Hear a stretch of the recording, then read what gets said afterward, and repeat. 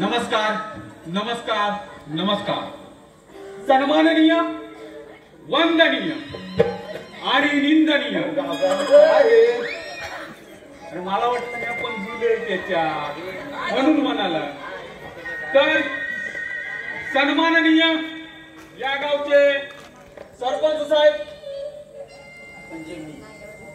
गावचे सेक्रेटरी तात्याराव मोरेश्वर, आमच्या गावचे शाळेचे मास्तर पोटपोडे मास्तर आणि या गावच्या महिला अध्यक्ष शांताबाई. शांताबाई तात्याराव मोरेश्वर म्हणायचा. होय होय होय होय ना मा. शांताबाई तात्याराव मोरेश्वर या शाळेच्या उच्चाटनाला उपस्थित आहेत. तरी यांचं की पण शाळेची सोय नव्हती ती या तात्यांच्या अतिशय परिश्रमामुळे झालेले. तर आपली पोरं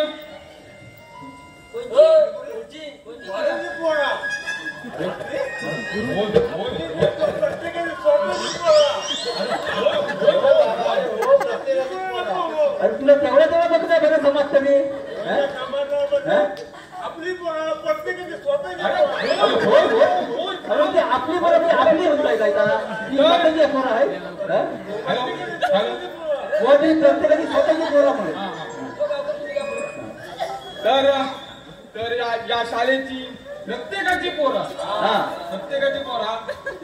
शाळेत शिकणार आहेत. तरी प्रत्येकाच्या पोरांनी म्हण त्याला समजून दे. प्रत्येकाच्या पोरांनी लांब जायची गरज नाही म्हणून ही शाळा ही तात्यांनी मंजूर केलेली आहे. एवढं बोलून मी माझं भाषण संपवतो. जय जवान जय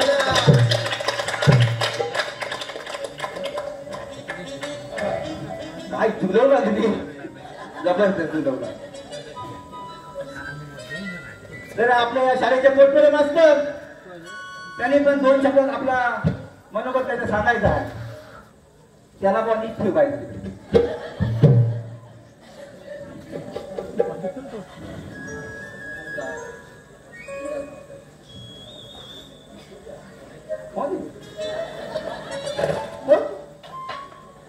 नमस्कार मंडळी, नमस्कार. तर या व्यासपीठावरील सर्व मान्यवर आणि आमचे लाडके तात्याराव मोरेश्वर, मी या गावाबद्दल काय सांगणार, कारण मी या गावात नवीनच आहे. तर या गावातील सर्व पुरुष मंडळी आणि या गावातील सर्व हे गावकरी हे माझे भाऊ आहेत. यांच्या बायका म्हणजेच माझ्या बायका. सांगतो यांच्या बायका म्हणजे माझ्या बहिणीप्रमाणे आहेत. यांची पोरं तेवढा कसं समजते ते. ती माझी पोरं. काय बोलताय काय त्यांना आता बघा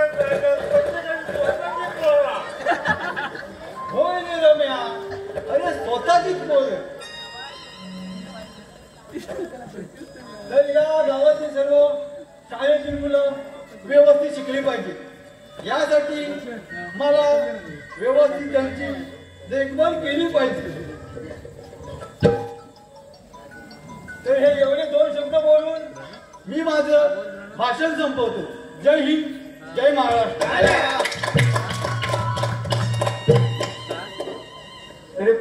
तरी मास्तरांनी आपला 2 शब्दात मनोगत व्यक्त केलेला आहे. काय गोष्ट सांगते काय हो, तू बोलणार आहेस? काय म्हणताय? माझ्या अंगाला उपलट सुटले. उपयोग सुटले मग नको बोलू नको, नाही सगळ्या चिकचिकीत व्हायचा. आता सगळ्यांचा मनोगत सत्कार